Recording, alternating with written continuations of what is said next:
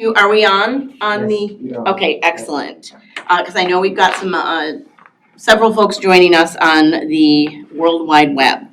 So good afternoon, everyone. My name is Wendy Bucknam. I'm the Mayor Pro Tem currently of the City of Mission Viejo, but just call me Wendy.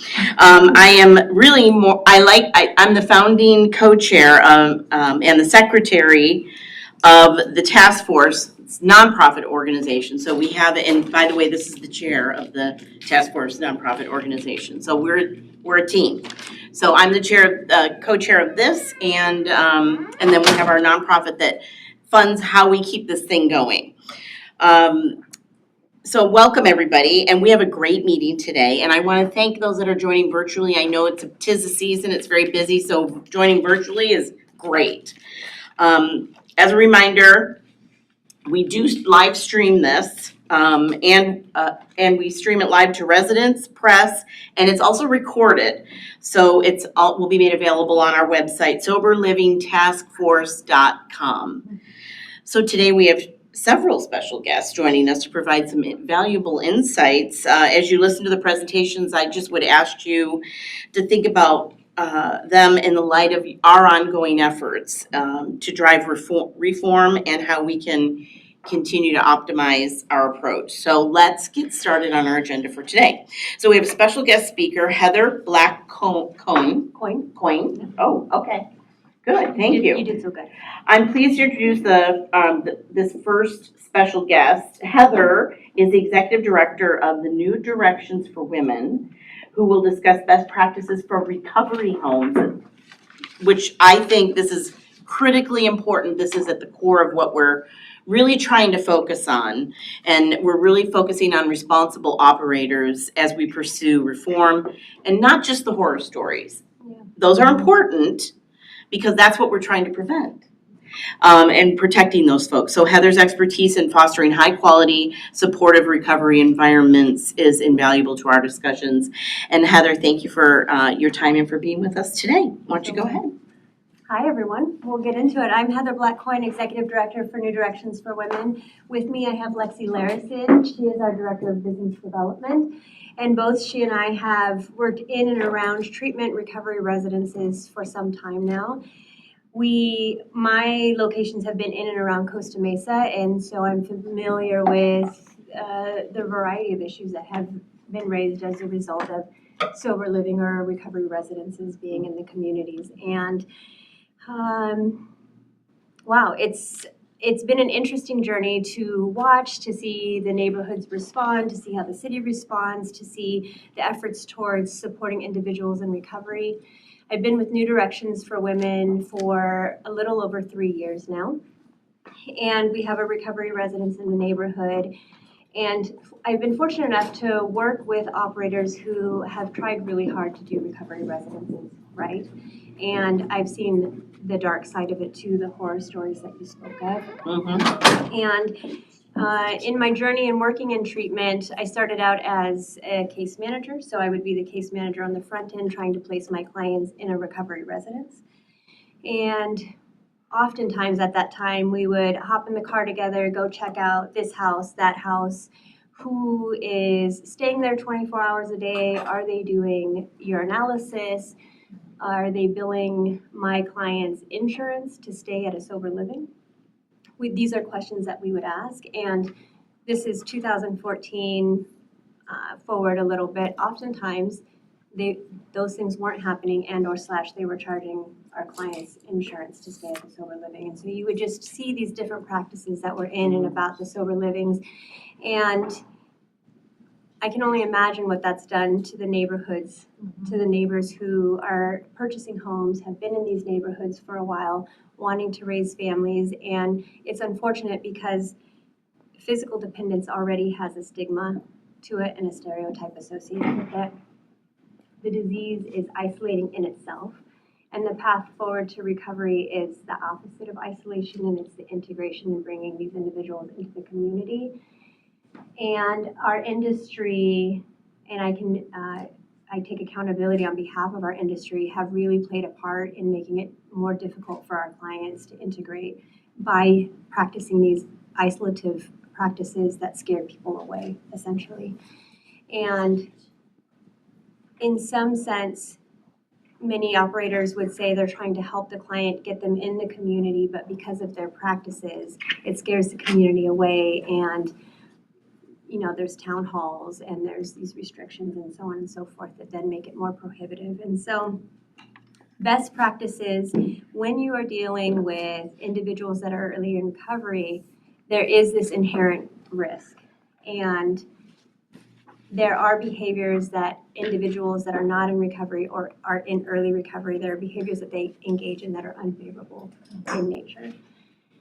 And our hope as owner-operators is to create a space where our residents can be themselves and do what they're going to do with enough structure and support from the owner-operator to create a container of safety around them so they can work those kinks out, so to speak, while having good neighborly behaviors, while protecting the neighborhood, while also maintaining our commitment to communities to be better overall. And that can be tricky. I often will talk to staff about what are we doing, what are we missing, how do we make it possible to not further shame somebody who's just doing what they've been doing, and oftentimes are trying their best, and their best in early recovery is really low. We're getting out of bed is good, and engaging in the community in a productive way, that's higher level functioning. And so what are we missing? What do we need to do in order to allow for getting out of bed to be good, allow for making yourself a meal to be good, allow for just bringing in or taking out the garbage cans to the curb to be good enough for right now? And that's a delicate balance. That's hard to find. And one thing I will say is that our run well on a best day, best month, best year, the police will likely be called to the house. An ambulance might be called to the house. And if done well, hopefully it's not more than the neighbor down the street. Recently, our neighbor had the ambulance called to the house. That appearance of the ambulance going to that house is different than the ambulance coming to our house because of the nature of the operation that we have there. Our hope is that we manage it well enough that it doesn't disrupt the community in any other way that would normally otherwise happen in that neighborhood. And the truth is that it will happen. Best practices from an owner-operator side are having somebody in-house. 24? 24. 24/7. 24/7. Okay. That person can be out of the house, of course, working a job. The manager can, be out during the day, so on and so forth. It doesn't necessarily have to be staying inside the house, but that there's somebody available, that they're there, certainly there at night. Best practices are having rules for the house. What does that look like? Who attends to taking the garbage cans out, cleaning the kitchen, checking who's coming in at curfew? What are the rules around passes? Having other people over at the house. One of our rules are outside individuals don't come in the house. You can go to the park with your loved ones. We know that you want your loved ones to see your space, and they can certainly come in if the staff is there to see your space, but we can't have 6 of you have 6 of your friends come over and hang out, park on the street, in the driveway, et cetera, et cetera. Have operations around noise levels, what that looks like. If 6 bedrooms are playing music at a certain decibel, what is the impact of that to your neighbor who in the city isn't that far away? And for us, having a relationship with our neighbors is important. So Lexi was telling me just 2 years ago, and on a regular basis we interface with our neighbors, but 2 years ago, her and the executive director at the time had gone around and knocked on the doors of the neighbors and introduced themselves. And we have a close relationship, maybe a little too close. Our neighbors like to text us, but it's sweet. So on street sweeping day, they just say, hey, reminder, street sweeping day. So even if we don't have cars out in the street, they don't want us to get a ticket, which we like that. When we have an opportunity, we take flowers to our neighbors and remind them that they're special in what they're doing and helping us integrate into the community is really important. And they have somebody to reach out to, not just the house manager, who oftentimes can be somebody who is in early recovery themselves, but typically there should be a minimum on how much recovery that person has. Somebody who has 3 months should not be managing somebody who has 2 months. So there should be a minimum on a recovery, the length of recovery somebody has that's managing the house. But that the contact for the neighbor isn't just that person, that it is the owner operator, so they have somebody that they can develop a relationship with and communicate with. And the more that is bridged, the easier that it becomes. And we have had neighbors let us know, hey, somebody is outside, they don't look so well. You might want to see if you check in on them. And there's somebody who had returned to use, and our neighbor was concerned for them and let us know. We were able to respond to it quickly and well, and they felt that they were doing their part in helping that individual, and we were able to respond and do our part, of course, in helping that individual. And there will be instances of that. There will be instances of returning to use or recurrences of use, and having a protocol in place for how the house manages it and responds to it, and what the requirements are if somebody does return to use or have a recurrence of use is important. And I think the city having a relationship with the owner-operator too, and knowing what's going on and having a pulse of what kind of shape the house is in. I think neighbors and operators alike, though maybe don't appreciate the visibility on the on-site, the visibility and the accountability helps them stay in shape. And as owner-operators, we don't, for the most part, I would want to say, we don't want to be messy. And it's helpful for everybody and anybody when we have accountability. So then would you support a city that wants to just have a database of people that have that have the homes in the city, so that establishes the city knows where they are? That sometimes helps the police when they're responding, know what they're walking up to or into, so that the city can start establishing a relationship with those homes. Because a lot of cities don't even know. What houses are? Nope. Yeah. I think that's a fair question, which begs some teasing out. Mm-hmm. And the teasing, in general, the idea, I understand the idea and have an appreciation for the idea. The teasing for me is around the privacy and the dignity of the individuals in early recovery or seeking recovery, and having the dignity and privacy that anybody else would have, right, to have a protected recovery journey. I mean, I'll kind of share a similar but different situation, is that the homes that are in our communities that are assisted living type homes or long-term care homes, those are known because there's a licensing format. Yeah. And that makes them different, and there isn't anything that they suffer from or deal with. And when there's an emergency, it's clear what they're driving up upon. So I would equate that to being very similar. People that are just being cared for, that are trying to either recover or it's just this one thing that the cities don't know, and then it's these surprises that happen to neighbors, and they hold the city responsible for that. Yeah, that makes sense. Yeah. And I do understand, there's benefit to having a registry and licensing and protocol. And I do have some sense that we have HIPAA and 42 CFR, and we have other privacy laws in place that protect individuals that are in recovery.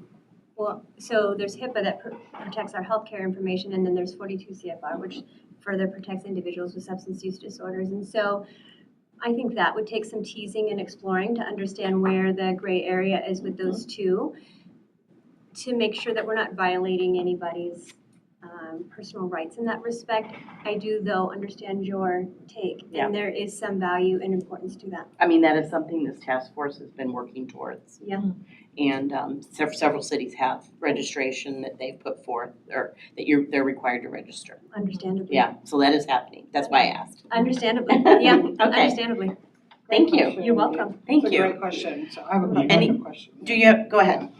So, and I appreciate her asking that question Yeah. because I know we've had the discussion with the deputy chief, and thank you, Deputy Chief Andrade, for joining us today. About that when his officers respond to a residence, and we're not, at least I would not be asking for personal information like anything that would violate HIPAA. Yeah. But for me, and Ollie's from our city as well, it would, as the mayor, it'd be like, how many people are in there? You know, is it a drug and rehab or is it mental health kind of? And I wouldn't want names or anything that would violate HIPAA, but I don't know, DC, you have anything to add to that? Because when officers respond to that house, even if it's not necessarily something violence happening in the home, it just, you get a call for an emergency, right? You're talking about ambulance going to the home. Let's just say somebody's having God forbid, a heart attack or something, right? And so if police have to respond, we would need to know, are there 6 people in the home? Are there 10 people in the home? I don't know what else you would need to know, but because it's an officer safety issue and it is a community safety issue. And it's also for your benefit as well. Sure. Do we know how many people are in a home if we're responding to a non-recovery resident? So that's a great question, and I understand as somebody who runs a program, that's important, right? So there's no, so when you compare, and this is just my experience, when you compare a residential program in a residential area, we may not agree, we'll agree to disagree. And officers are responding to an emergency. Yeah. I would want to know for their safety and for your safety, right? For the neighbor's safety. So, Molly, I believe in the city of Santa Ana, and take it away, how many we have them registered? Yeah, we estimate we have 74 facilities, of which 11 are state licensed. We've now received 3 applications under our new ordinance. Our ordinance won't require sort of registry of each person's name and all that, but we Don't need want to know sort of like, is this small residential, large residential? For that same purpose too, because we need to make sure that, if even, outside public safety, which I'll let our DC respond to, but if our building inspectors are showing up or code enforcement or staff, they just no different than an industrial building that on the outside posts like whether they have hazardous chemicals inside. It's just to know like what might be on the other side of that door, but without personalizing the information. Sure. And I want to be clear, I don't disagree by any means.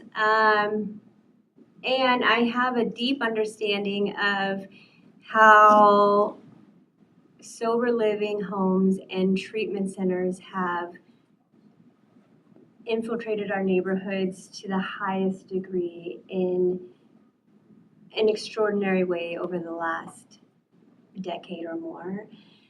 And I can imagine the disruption to neighborhoods. I can imagine some of the stuff being on the inside of treatment and knowing the way that some treatment operators operate and what we see in terms of clients who come to us who have been in a bad home or who have been in a bad treatment center. So I absolutely understand the need and the desire to have some grasp of or understanding of what is taking place in our cities.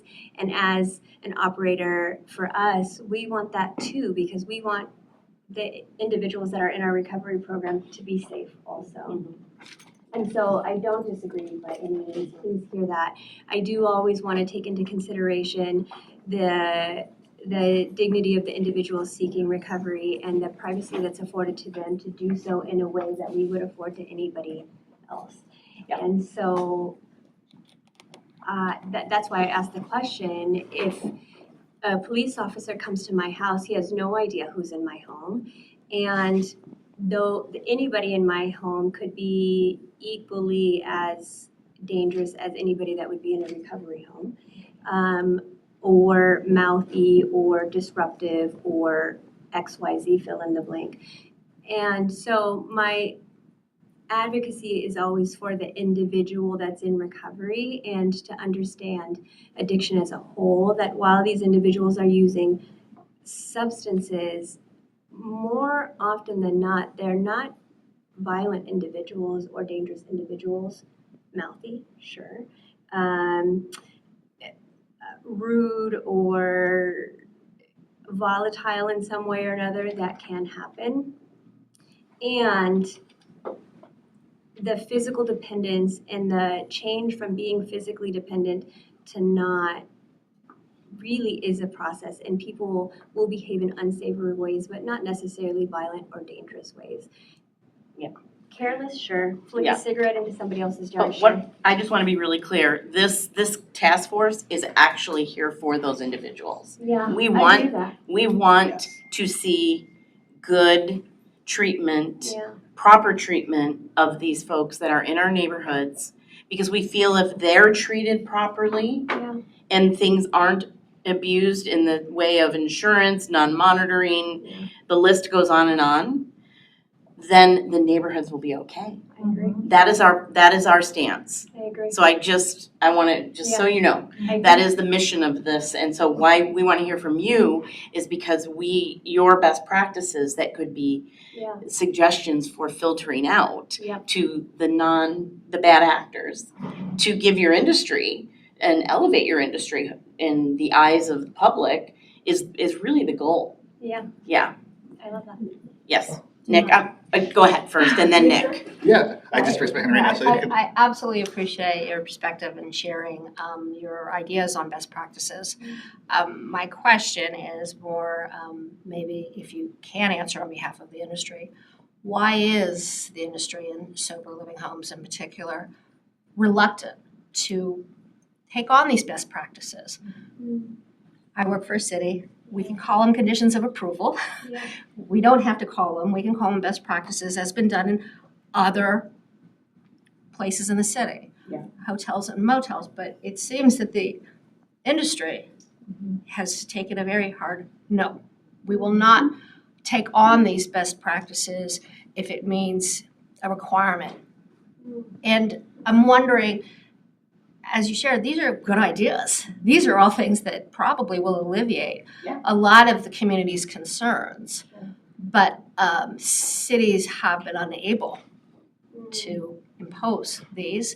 And why wouldn't the industry then impose it on itself? That's a fair question. And I don't know that I can answer it for the industry as a whole. And my guess is that there are many variables to that. My guess is that some people want to be able to operate without restriction. For sure. I wish we could all operate our businesses that way.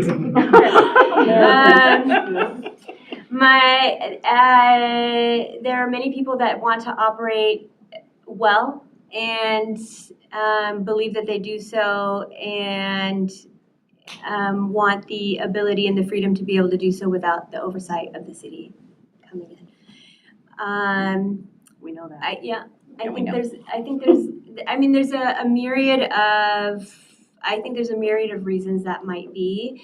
And even today in our own discussion, when I hear it, it's not something that I'm opposed to. It makes so much sense. And I wonder about 42 CFR and what it means for the individuals that are in recovery. And so, and the number of us that really desperately want to work with the city and the neighbors and are curious about privacy acts, so on and so forth, that's a small number in Yeah. comparison to all of the sober living homes that are out there. Yeah. And so for us to get together as a group and, make sense of that and figure out how that really works for us and then present that to the city, that's something that we could do as an industry, at least for the operators that really want to do well. And there's the other variables and the other individuals that push back for other reasons that I can't entirely speak to. That's understandable. It's a fair question, though. Nick. Yeah, and Nick. Nick Gannis, Supervisor Foley's Chief of Staff, thank you so much. She's my co-chair. As co-chair, Right. we visited your direction, so appreciate everything that you've done. Thank you for being here. These are really important conversations. We often don't have operators and advocates in this space in the same room, so I think these are very important discussions. I guess I have 3 questions, but I'll ask them all at one. time, and just more of a curiosity. Just curious, how are your house managers managed, if you will? How is that like operational day-to-day look like for accountability? And then kind of in that vein, how are, for the patients, how is like medication or prescription handled if they're being discharged from like a hospital on a day-to-day basis? How is security in terms of people bringing in like illicit substance from the outside? And then to the extreme, what's the process if you need to, for lack of a better term, kick someone out or evict someone? I'm just kind of curious how that internal operation works in an ideal sense. Best practices. Yeah. So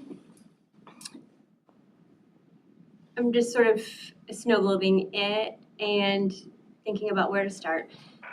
The house manager is managed much like a staff manager is managed.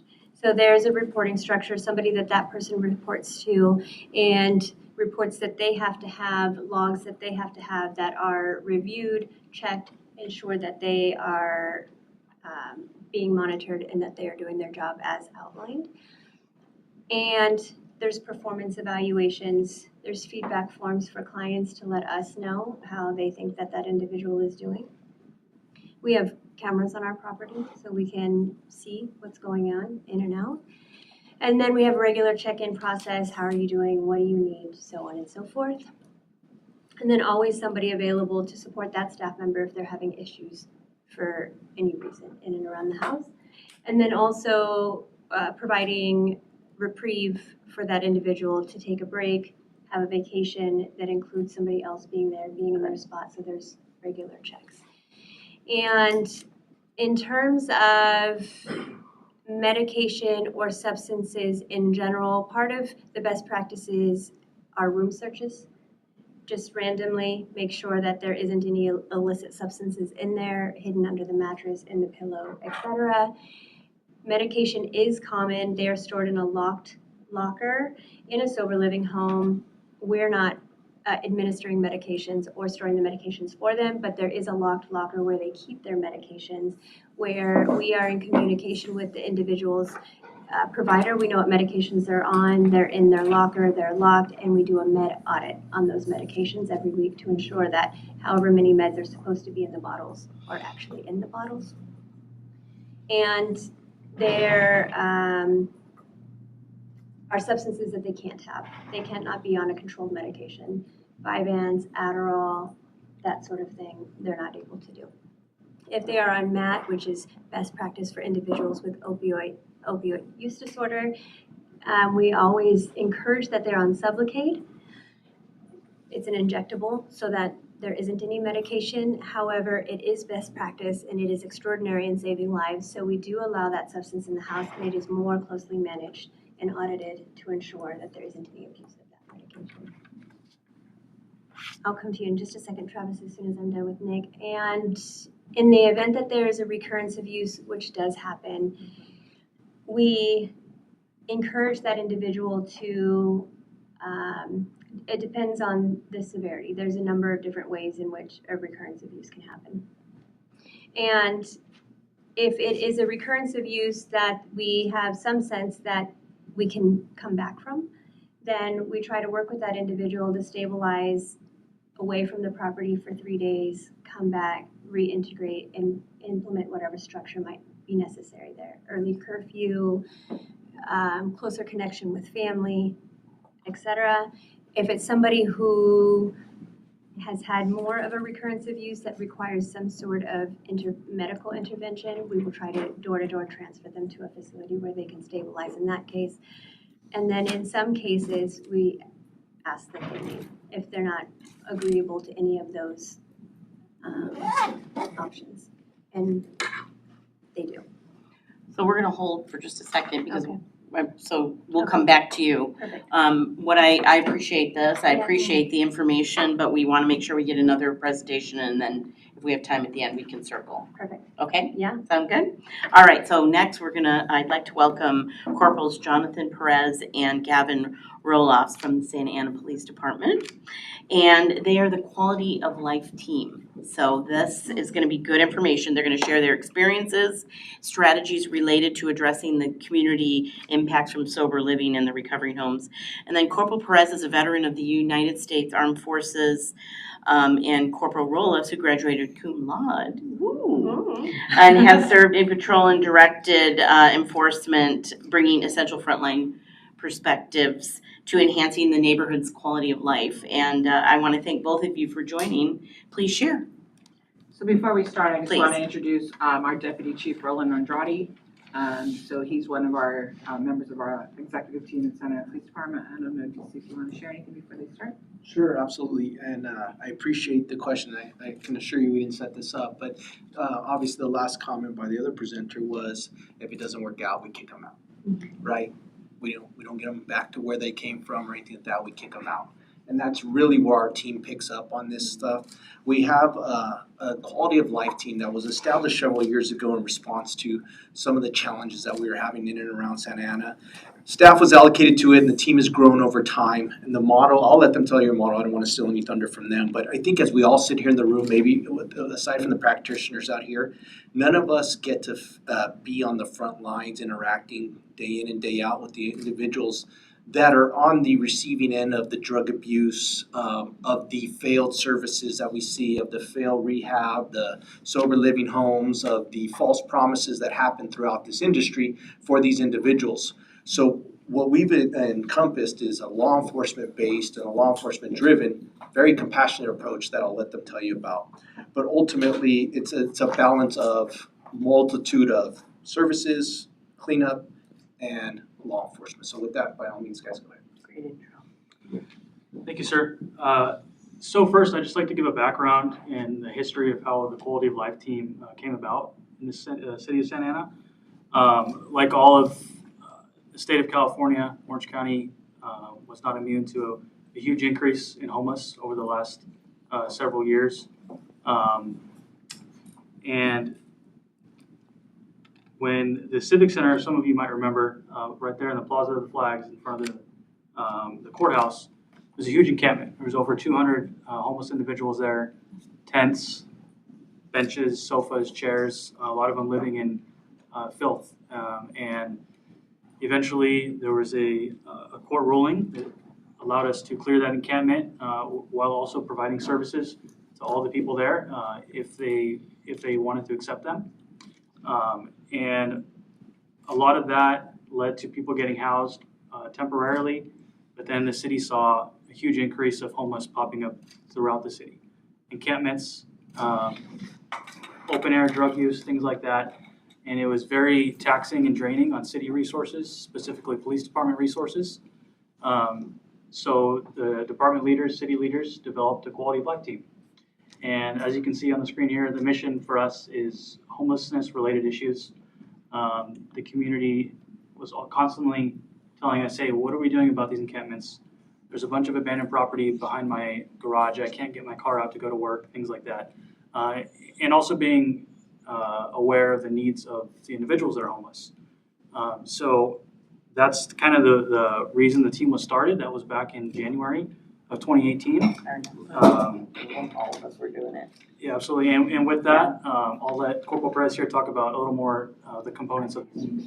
So as law enforcement evolves, our team had to evolve as well. Kind of had to adapt, adjust, and overcome with the change of law enforcement. So the team grew. We had a lot of different components with this team. For me, I felt like homelessness wasn't just a 9-to-5 job. I hated getting the calls from my commander, hey, it's 5:30, I just got off work, and he's calling me and texting me about an encampment in front of a business or in front of a school or a park. And God forbid I reach out to patrol who's very already task saturated. They're busy, they can't do it. It's gonna have to wait till tomorrow till Colt starts over. So again, we had to adapt, adjust, and overcome. So myself and Corporal Roloff said, you know what, we need to split the team into two. We need to have two teams, a corporal with 5 officers and then another corporal who could run the night shift operations. My mistake for not reaching out to my fiance and asking if it was okay to work nights, which I volunteered myself, which that was a different issue that I'll deal with later on the back end. Yeah, communication was not my best suit on that one. But ultimately, I wanted to help this problem. Earlier in my career, it was just about, being a cop, just going out there arresting bad guys. And as I evolved in my career, it's like, this is actually a quality issue, not just for the citizens, but for the stakeholders. And I wanted to truly actually make a difference as I rose my right hand when I got sworn in 2015. So I asked my boss if it was okay, if you're gonna trust me to be one of the corporals of this team, can we split the team into two? I know staffing is always gonna be an issue, can we split the team into two teams and work past 5 p.m. to help these issues, to alleviate the phone calls after 5 p.m., to help these business owners, these schools, can we do it? And he said, do it. So with that, we were at Corporal Roloffs who alleviated me, took the night shift, and now I'm not on the couch no more, thank God. I'm back in my room now, back in my room. But with Colt, so we partner with a lot of agencies. So we partner with CityNet, who they help us with what's called HMIS, the Homeless Management Information System, which is essentially a profile that tracks homelessness. So for example, Travis, if you're homeless and you've been kicked out of a shelter, I'm gonna be able to see how many times you've been kicked out and for why. So they track it's almost like a Facebook or a MySpace or an Instagram for you that I can track and see why you've been kicked out, why you're service resistant. We also recently partnered with the Salvation Army of Anaheim. And coincidentally, I was actually with the mayor at Victory Outreach in August of this year, ma'am. And we met the Salvation Army of Anaheim, which great individuals, which started with a conversation on tattoos, led into what they do for work. And they were a bit hesitant to speak to me because they're also dealing with, they didn't have the best interaction with law enforcement. So I was able to connect with them on a different level, ask them what they do. And their program blew me away, and it blew the mayor away as far as their reintegration program back into society and their detox program. And how, I won't say strict, but how I like their guidelines as far as drug testing. They're keeping their guys accountable. If you're going to be in this program, we're going to invest so much time into you, invest time back into us. And with the backing of my staff, with the DC here, I ran a public intoxication. I won't call it enforcement, more of an outreach. Let's reach out to individuals who truly want this program. I brought the Salvation Army out with me. We were able to get 9 people housed into their program, and one of them was actually a refugee from Somalia. Coincidentally, this week, when I received the email from Mayor Mesqua about this meeting, I didn't know what to expect, to be honest. Hey, you gotta be here Friday, this is what I wanna know. I didn't say you have Well, you don't have to face it. That's what Peter said when I talked to Peter. I asked you. With the way we run our stats on Excel, and I'm a dummy with Excel, a big dummy, but I had to watch a couple of YouTube videos to understand how Excel works. I think every week I get these questions from the bosses, like, how do we track this, how do we track that? I don't know. My Excel's expanded so much where I have to keep scrolling over to the right to just try to figure out how to answer these questions. Because I know I hate when my bosses ask me, what's this? I don't know. I'll figure it out. So this week, when I received the email from Mayor Mesqua, how many subjects are we contacting who are from the sober living home? Man, I don't know, but I'm going to have my guys start asking. The day Mayor Mesqua asked me, which was Tuesday, my officers encountered 2 subjects who were just kicked out, or I'm sorry, the house closed down. It was called My Day, 335 East Adams in Delhi. And they were, house just shut down. They're from South Carolina, and they're stuck here. If you guys are not familiar with the My Santa Ana app, for us, how Colt works, if there's a large encampment in front of your business, Sam or Peter, you guys would take a picture of it. It will memorialize that incident, date and time, and location. It would go to Colt personnel with our Landscape West trucks that we contract with. They would clean up the encampment, and if there's a violation, we're going to take them to jail. That call for service in particular was on a bike trail, which is, families go there. I wouldn't want my son or my daughter to go there. But when they contacted the 2 subjects, I reminded them, please ask them where they came from. And they did. Hey, I came from the sober living home. I got dropped off from South Carolina. The house shut down. I'm stuck here. How do I get back? Through CityNet, who we contract with Colts in the city, we were able to get them back to what's called the Family Reunification Program. Got them back on a Greyhound to South Carolina. And they actually made it back. Oh, good. Now, I wish. The department's been good. You have an officer that follows up on that and makes sure their families are reunified. Yes.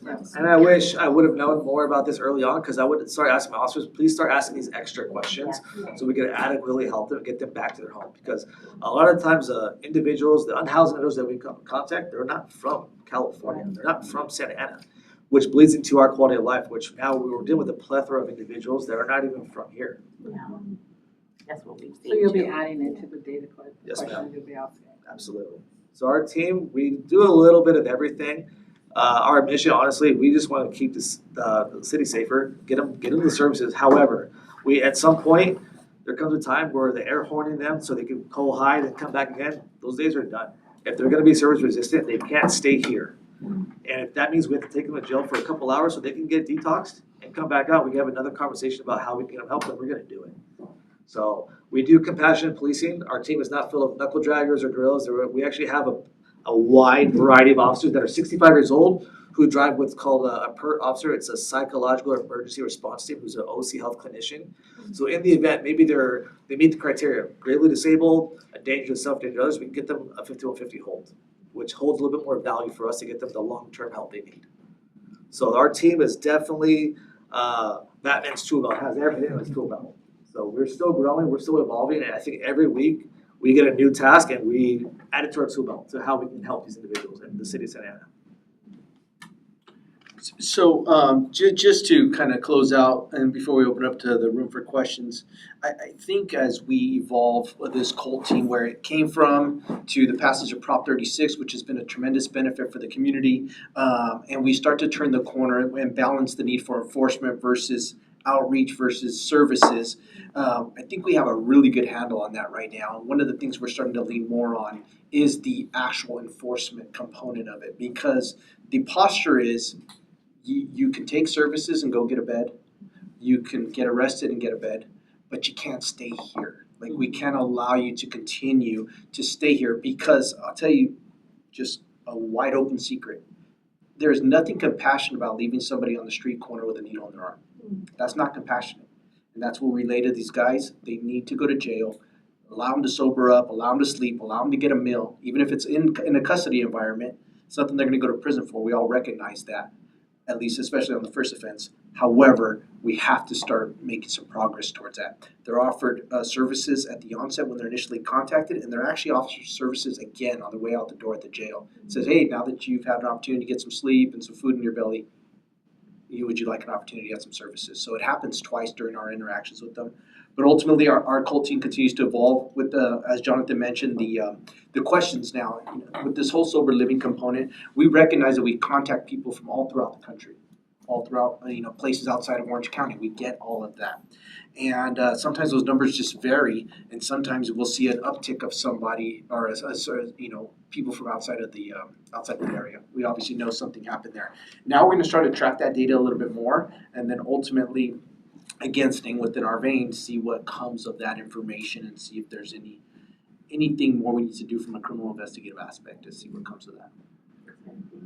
Thank you. And you're speaking to the data, and that has been one of our topics, is that just how this data has been collected, to your point, it hasn't been. So now we're really trying to help. That's the other thing that we're doing, is educating as we can, getting the word out about, let's collect this data, let's understand what we're dealing with, so that we all can, your police force, Orange County Sheriff's, Newport Beach, all the different law enforcement across the county and counties can collect this data. And that is what we are, that's the other prong of how we're approaching this. So your information is just And it came invaluable. about because when we were at UCI, we were talking with Dean Gould and the Dean from Public Health about data, and in the room we were like, we don't have data. I was like, Right. yes, we do. Santa Ana PD has data. Great. And so just this year alone, I think 3,925 contacts they've made.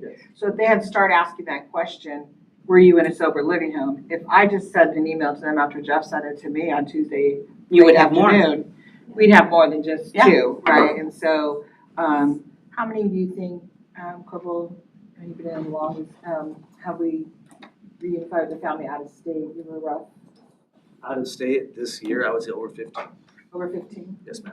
Yeah, so I mean, we're now gonna ask, or now with, under the leadership of DC Andrade, ask that question of, were you in a sober living? And if so, where, right? And so, Ali, with our new ordinance in the city of Santa Ana following Costa Mesa, there's guidelines that they have to follow.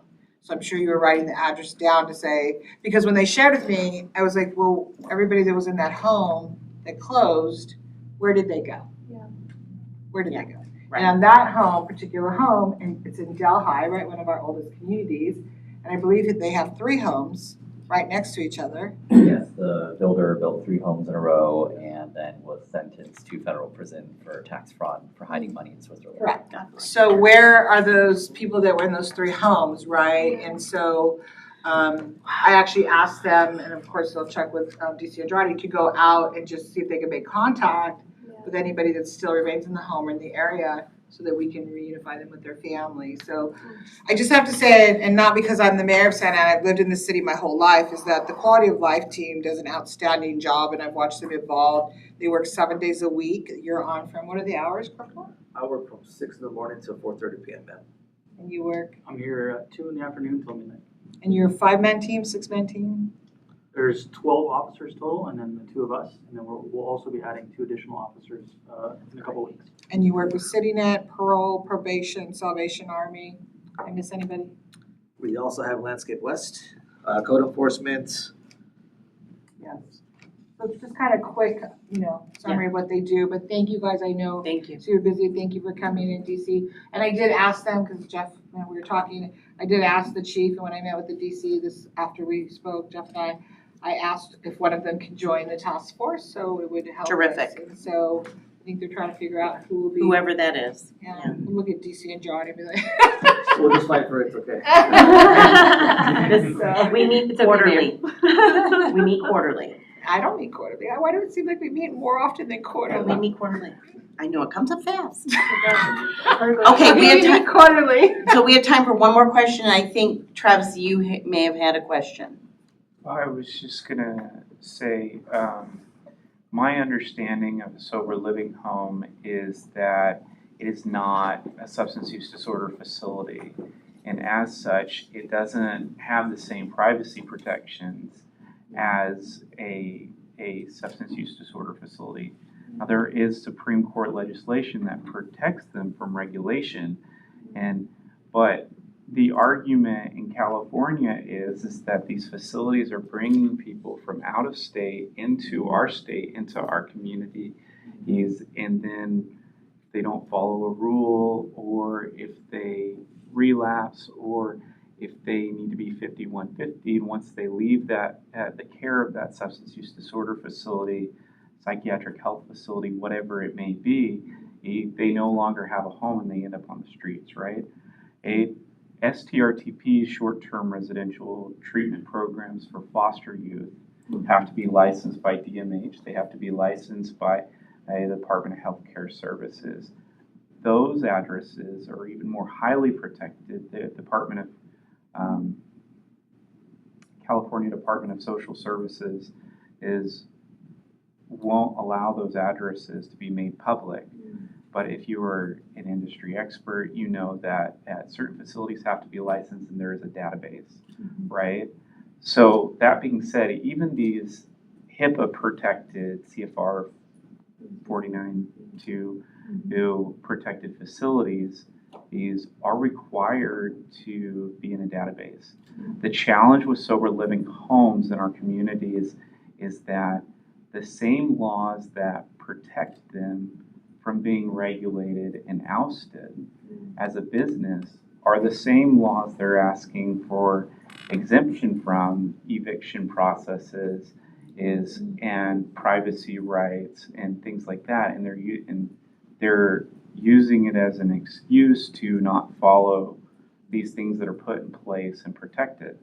To your point, there are now homes that are dual diagnosis. So, for example, we have the sober living homes where there may be a house manager, but some sober living homes won't allow you to use controlled substances. Some sober living homes will. Some are Cali sober friendly. So there's a lot of variety that comes in. These outpatient clinics that utilize sober living homes will house the people in the outpatient clinic in these homes and provide them a place while they're going through treatment. But then what happens to them once they leave treatment or if they get kicked out. That's the big concern here. Yeah. Or they just end up on the streets, right? And there are a lot of people that'll come to California and get well, and it's not safe or proper for them to go back home. So they become California residents. But the big thing is that treatment can be very isolating. And the opposite of addiction, we say, is connection. And it's about building those community ties that where, as providers, oftentimes we fail. And we need ways to integrate these people into the community while also, being able to set boundaries, right? And I think there are a lot of rules in place, but I think that for some operators, it's been more about cashing in quickly. Operators are moving out of state to North Carolina, Tennessee, Connecticut, where there aren't regulations for this type of stuff. And those operators that want to cash in, they're welcome to do that. If you really want to make a difference, and we have rules in place and we can be collaborative in how we approach this. I think that a registry in each city and at least a permit, so that if I'm somebody living in a sober living home, I have a place that I can go to ask for help. There's outpatient clinics taking phones, and there's outpatient clinics doing these things, and we have rules against that because it's a safety issue, right? And to their point, you never know what you're walking into. So I think Thank you, Travis. Thank you. Okay, thank you all. Thank you for being here. So we're gonna do some legislative updates. And I think, are you gonna do it as Carolyn online? Is Caroline's here now. Oh, Yeah. She is, okay. Caroline Grinder, on behalf of the California League of Cities, is here to provide a brief 2025 legislative recap. Thanks for sending me that invite, as well as the 2026 legislative prospectus. Yeah, hi everybody. Thanks for letting me hop on. Can you all hear me in the room? Sound going? We can't hear you, Caroline. Hold on. We're getting it going. I can see her over there.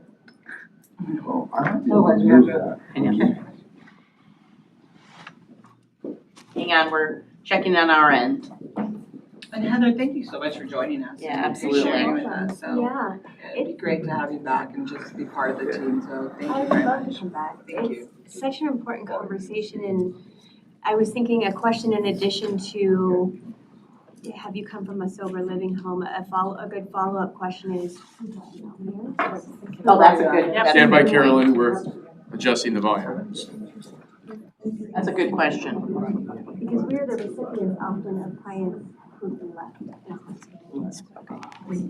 Have we got Carolyn? We're fixing the speaker. Okay. You can't hear, so it'll just be just a second. And Okay. I know Nick had to step out of the room, Madam Chair, but I wanted to mention something that he pointed out in Sure. relation to you made about the data coming from St. Anne PD and its quality of life team task force. Is the research that we're looking at doing, that data is going to be extremely important. So we look forward to making sure they're participating in the research ad hoc. That data I asked them. is great. So I really did ask.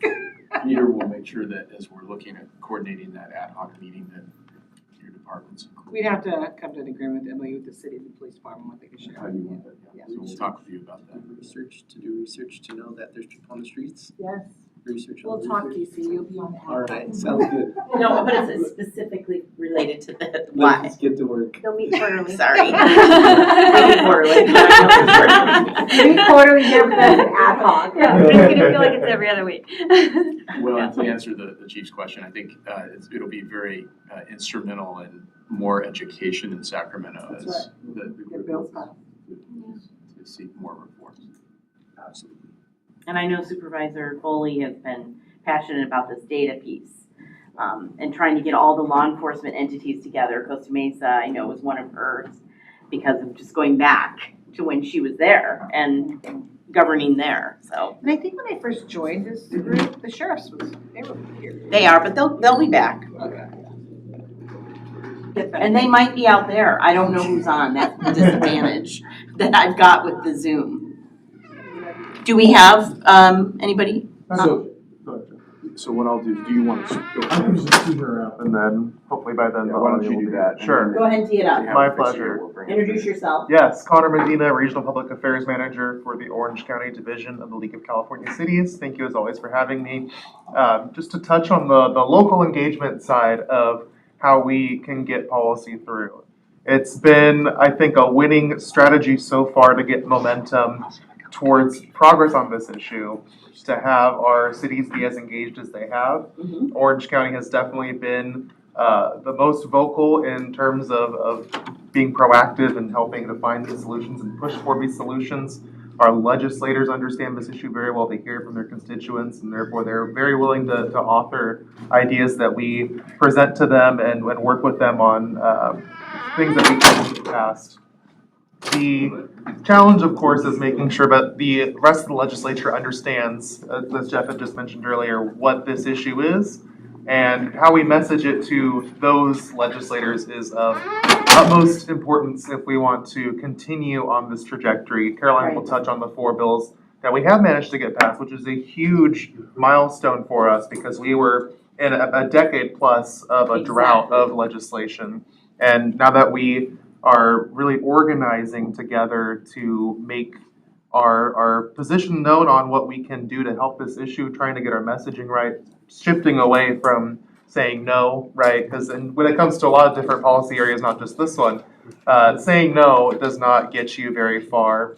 The legislature is not sympathetic to arguments saying, my neighborhood is changing, therefore it needs to stop. But no, we need to shift and have shifted towards policies that protect the community and patients as well. Exactly. And making sure that is the top line. So, Just so you know, there are other cities online. Yes. For example, Vice Mayor Lauren Cazares with the city of La Mesa is joining us oh, wonderful, today. yeah. So she's on here with us. Yeah. Do we have sound? Yeah, it's back now. There Thank we go. you very much. So I'll hand off to Caroline in a second. I'll just wrap up and say that. Sorry to interrupt. No, you're good, Madam Chair. The strategy of pushing for legislation that gives cities more information and more tools to help both the patients and the community. Yeah.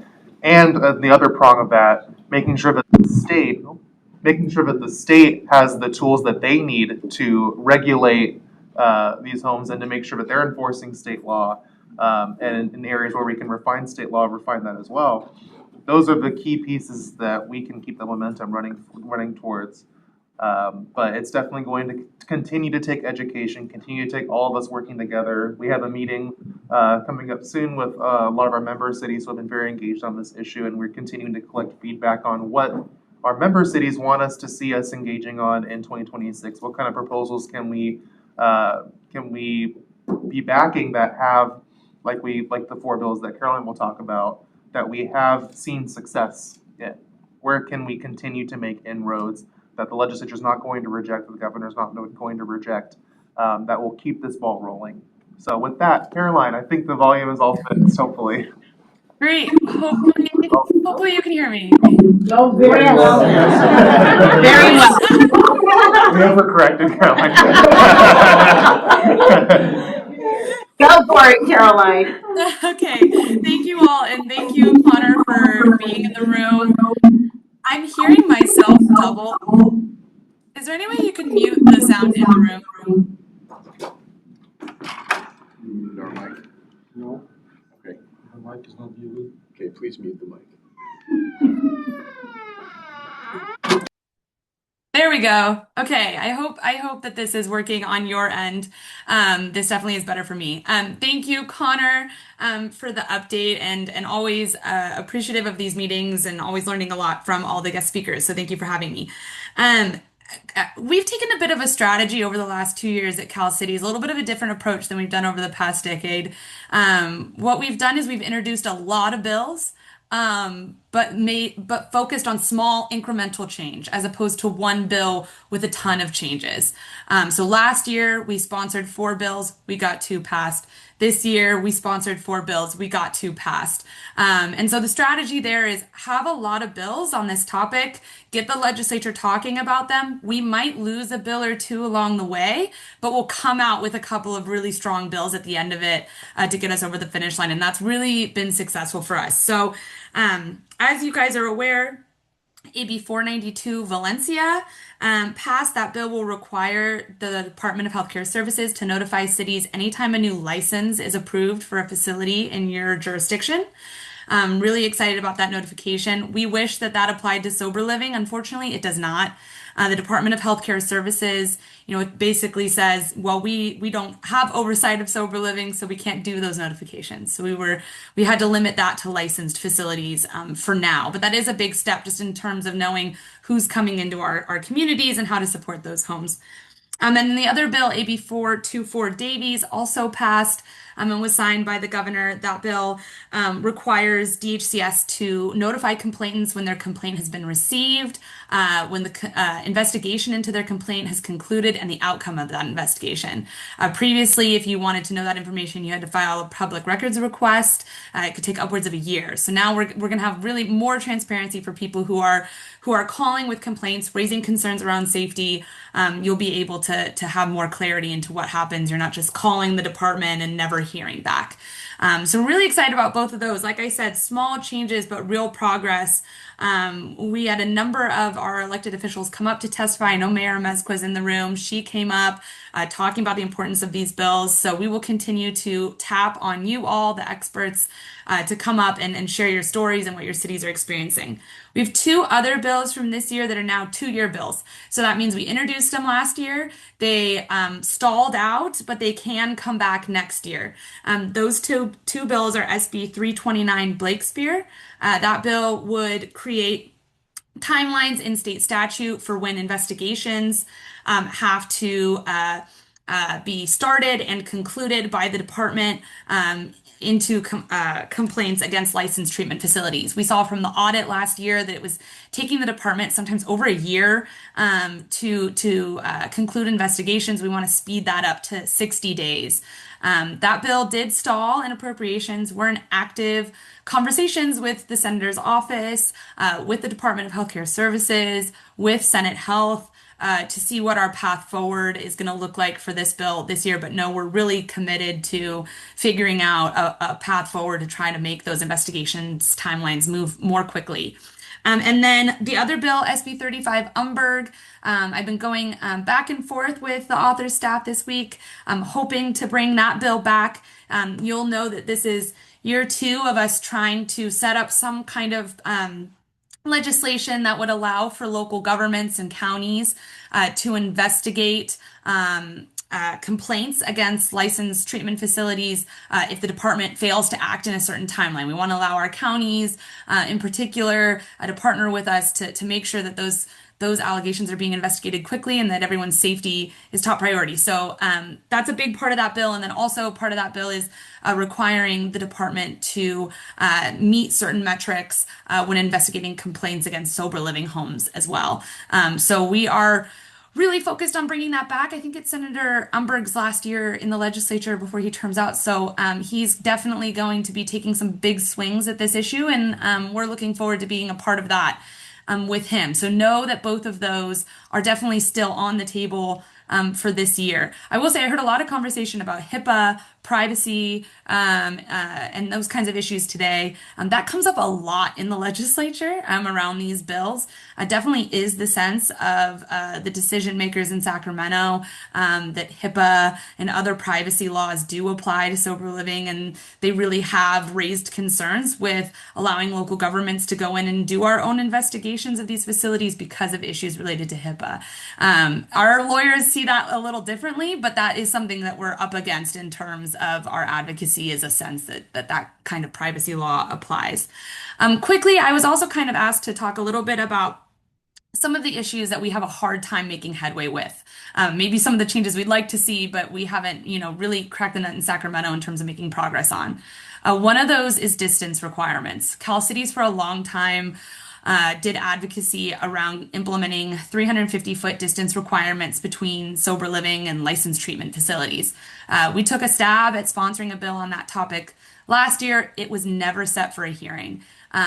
Every time we try to take a stab at addressing that issue, we don't get far. And by far, I mean we never even get a chance to have that conversation in a hearing. And so while we would love to see that change, while we'll continue to talk about that and fight for that, legislatively, it's something that we just don't see a path forward for at this time. But we are going to continue to work on that. We also know that it's going to be very challenging next year to pass anything that's tagged with a high price tag. The state's facing an $18 billion budget deficit. So any bill, any legislation that puts a lot of new requirements on the state or would cost the state any significant amount of money is going to have a really hard time moving forward. And that's going to apply to these bills, especially if we're requiring the Department of Healthcare Services to do more, if we're thinking of increased oversight. That comes with a cost, and our bills will get flagged in appropriations. So we need to try, as Cal Cities, in order to be successful next year, to come up with creative solutions that keep that price tag low if we do want to pass out of committee. And then lastly, just to reiterate Connor's points, we have really integrated our advocacy on this issue into our homelessness priority as an organization because we see sober living, alcohol, drug treatment facilities as part of a continuum of behavioral health care that's really critical to keeping people off the streets. And that message really resonates with the legislature when we're talking about patient safety, ensuring the communities are safe, ensuring the residents receiving care, receiving quality care. That message has really, really resonated. And we look forward to continuing to kind of lean into that message into next year as well. So I know that was a lot. I hope that was helpful. That's our plan. And we're, like Connor said, we're going to be talking to some of our members soon, getting more ideas. We're definitely going to continue to be working on this issue. So happy to answer any questions. Thank you very much. Appreciate that. I know that there's a meeting on Monday with some key city members that you're hosting, and so we're working on making sure we get there. Any other legislative updates from anybody either online or in the room? Hi, yes, my name is Hunter with Assemblymember Dixon's office. I have a couple updates if that's okay. Can you hear me? Yes. Okay, awesome. And I wanted to chime in earlier. If anyone has ideas or information, we are working on increasing transparency and data available around this issue. That's one of the bills on the boss's docket for this year. So if there's any insight, please reach out to our office. The other two bills on this issue that we're working on for this year is AB3, which is also one of the 2-year bills. This will limit licenses for drug and alcohol treatment facilities licensed under the California Department of Healthcare Services when facilities are nearby and share the same amenities, staff, and ownership. The other bill that we are working on is AB 77, and this would require that the Department of Healthcare Services, Department of Managed Healthcare, Department of Insurance, and Department of Public Health notify all chief financial officers of health insurance providers in the state of California that licensed substance use disorder treatment in residential settings in California. So if you have any questions on that or you want to see the full language on the bill as it currently is, please don't hesitate to reach out. Thank you, appreciate that. And then Connor, is that something that's already on your radar?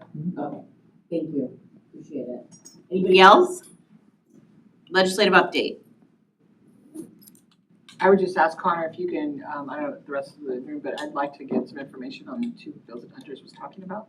Hunter, just, because you're working on them as well, right? We are not, well, we are aware of them, yes. Okay. Hunter, are you still, can you hear me, Hunter?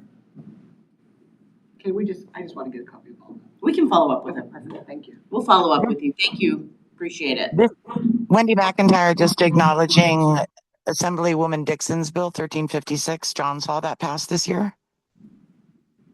Oh, okay. Yes, thank you. Did you want to, I'm sorry, say it again. You want to acknowledge? I just want to acknowledge that her office participated in the passage of that bill, John's Law, that has to do with the way the department handles death reports. Okay. Yes, thank you for adding that. Okay. All right, that's everything that we have today. We're going to follow up and get details on that, some draft language on that bill, and our ledge committee could potentially take a look at that. I want to conclude today's meeting, and I know some of us have to scoot. And I'd like to once again ask that each of you invite somebody from outside of Orange County. Thank you for those on the call that are participating from other areas. This gives this task force more credence. We already have some behind us, and this is just going to expand that. So I just want to encourage you to do that, and I want to thank again Vice Mayor Lauren Cazares with the City of La Mesa for joining us. And I don't know if she has any sober living updates or anything she'd like to share on her experiences if she's still there. And apologies for doing that right at the last moment. No worries. Hi, everyone. Vice Mayor Lauren Cazares from the City of La Mesa. I'm also joined my Assistant City Manager, Amanda Lee, also tuned in. We will have more to share at the next task force meeting, but we are continuing to work on an ordinance that we are planning to bring forward in the new year. It is we're happy to share that we haven't gotten any additional complaints as we've been working on the single facility that has really been causing the issues in our community. We have just over 20, and we only have one that we're getting any real complaints with. So we're going to keep working on that, and I can share more about the impacts to our community at the next meeting. But thank you for having me. I'm trying to encourage more folks from San Diego County to join in on future task force meetings. There's definitely a hesitation to engage on this topic simply because it feels immovable. And I think a lot of elected officials don't tend to take action on items that they think they can solve, unfortunately. And so I know that together with Castler, with League of Cities, and with all of you that are a part of this, we really can start to solve the issues in our communities, both for the folks that are in treatment facilities and also for all of our neighbors that are being impacted negatively and some of them more severely by the homes in the community. So I look forward to sharing more at the next task force meeting, and thank you for having me. We definitely need to continue to expand outside of Orange County, so really glad to be representing one of our cities in San Diego County. I'm so glad you're here, and we can actually probably put you on the agenda and have you do a bit of a presentation. So we'll agenda. That would be fantastic. And I know my colleague, Councilwoman Laura Lothian, would also like to share. So we will see you at the next task force meeting. Terrific. Okay, and with that concludes our meeting.